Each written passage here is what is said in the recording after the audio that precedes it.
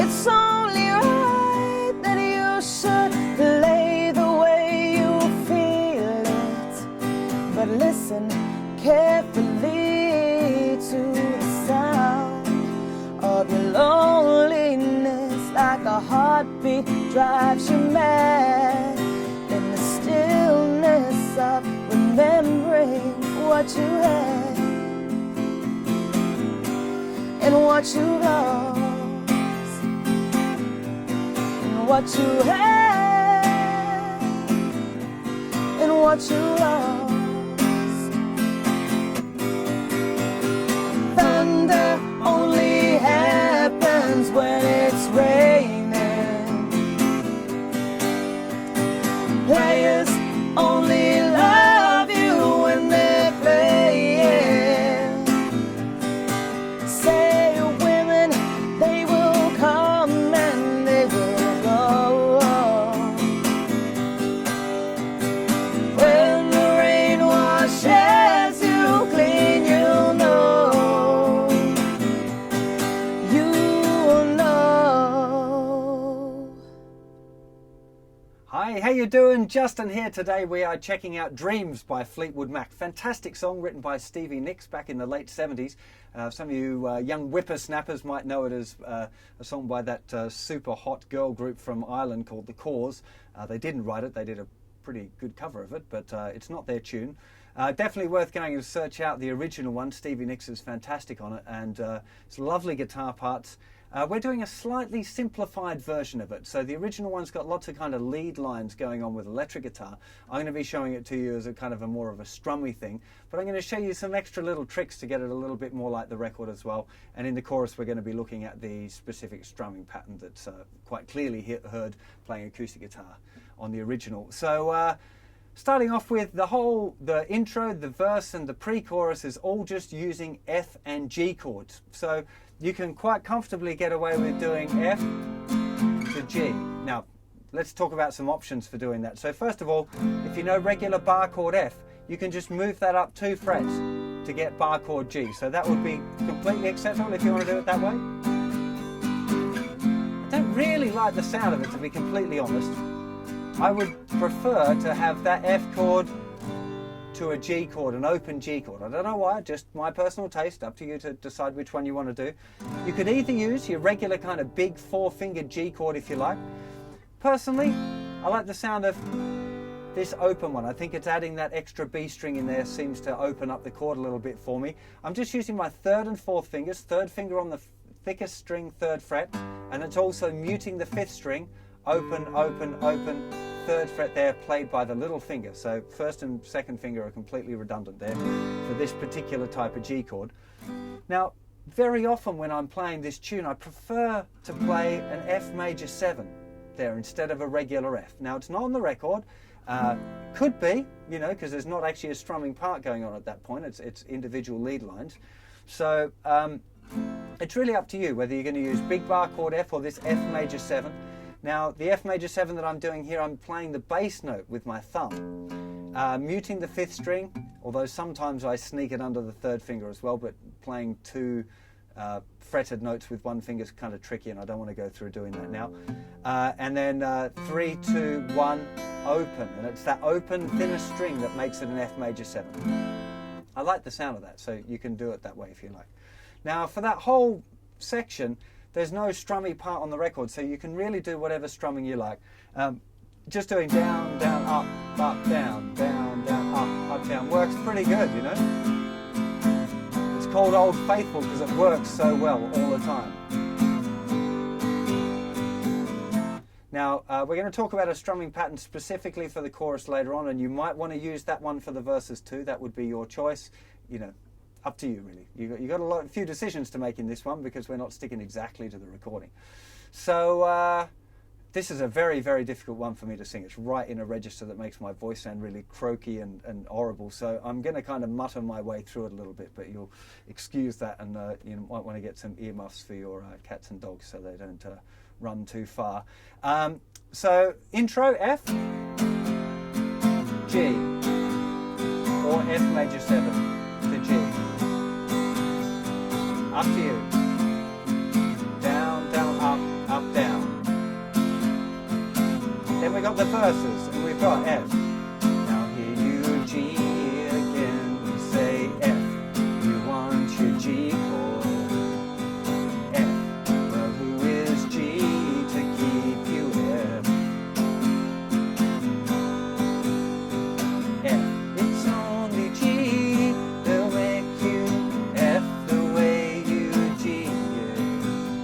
But F chord, careful G to the F of loneliness. Now we've got this other little bit that I'm going to show you, which is kind of cool, and it's very much what's on the record. On the recording, it's these chords. I'm going to be strumming them now, but on the record, it's just picking the notes out one at a time. So we're starting with an F major 7. Now you don't have to get the thumb over there if you find that hard, because it's quite tricky. It took me years to be able to learn how to get the thumb over to fret notes. So you can just leave off those thickest 2 strings and just play from the 4th string 3, 2, 1, open. Using fingers 3, 2, 1, open. That'll be an F major 7. Now the next chord, instead of playing a regular G, we can play a G7. And to play the G7, we're reaching over with our 3rd finger, playing the 3rd string of the thickest, the 3rd fret of the thickest string, and that finger's also muting the 5th string. Open, open, open, 1st finger on the 1st fret of the thinnest string. So we've got that open. And now we're going to go to an F add 9. Lovely chord. You can choose to put the bass note in or not again, and that would be from the 4th string, 3rd fret, 2nd fret, 1st fret, little finger on the 3rd fret of the thinnest string. So now you can hear that little movement we get from the F major 7, G7, F add 9, back to G7. So you get that nice little movement.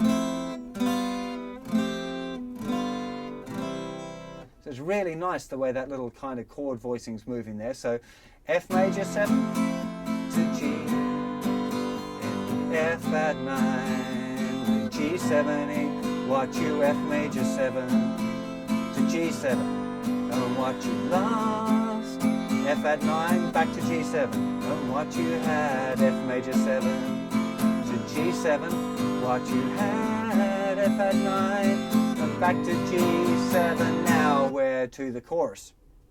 So again, strumming can be experimented with.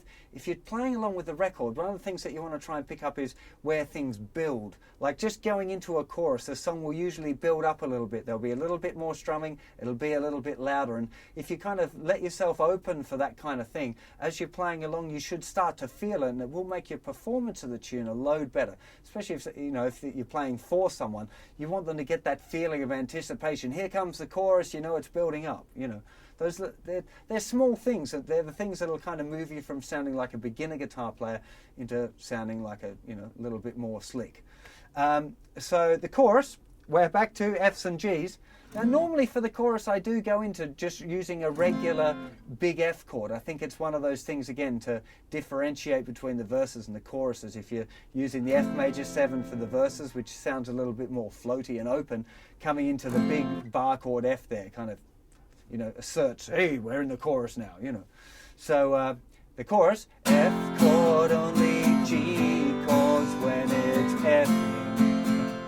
Got a G, back to G. F chord only G's you and they're F'ing to G. F chord they will G and they F to G. F the rain wash G chord and you'll F G. You'll F to G. G again, back to F. This is the little instrumental section. A minor, G, G to F.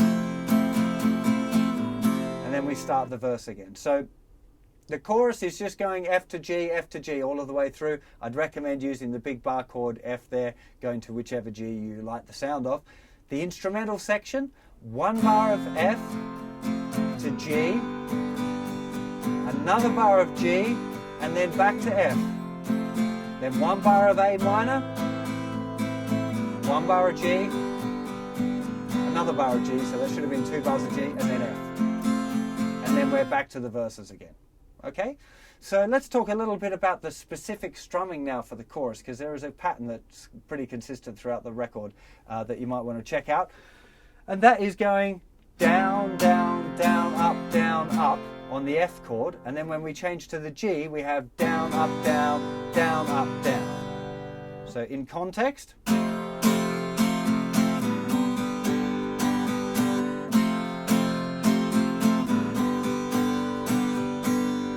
Now, just an interesting thing here to note is that the last up strum in the first bar, so here, down, down, down, up, is almost certainly going to be open strings when you play it. And that's fine, it is on the record too. So there's always going to be that little point where you're changing chords. If you've got an up strum just before you change chords, very often you're going to be clipping open strings on the way to the new chord, and that's fine. If I slow that section down,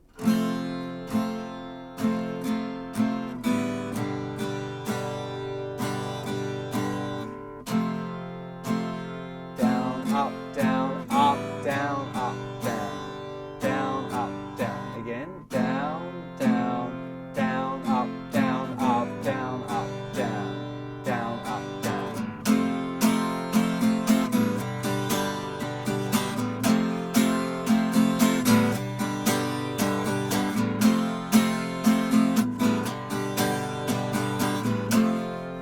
So you can hear in the context at the right speed, you don't even really notice those open strings ringing out, but they're there and it makes it sound great. So if you've got a jam buddy, something else that you might like to experiment with, which sounds really awesome, is playing a separate electric guitar part. So doing what I've just shown you there on the acoustic guitar, strumming away happily. If an electric guitar player plays the same chords, but just picks out some of the notes, so it goes,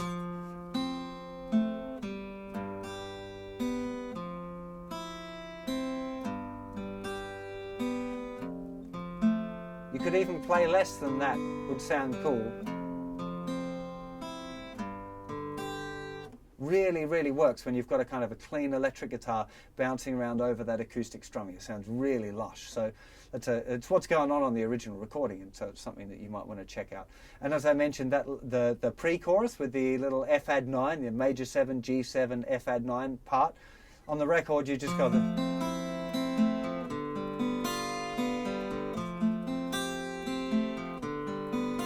playing a little arpeggio of it.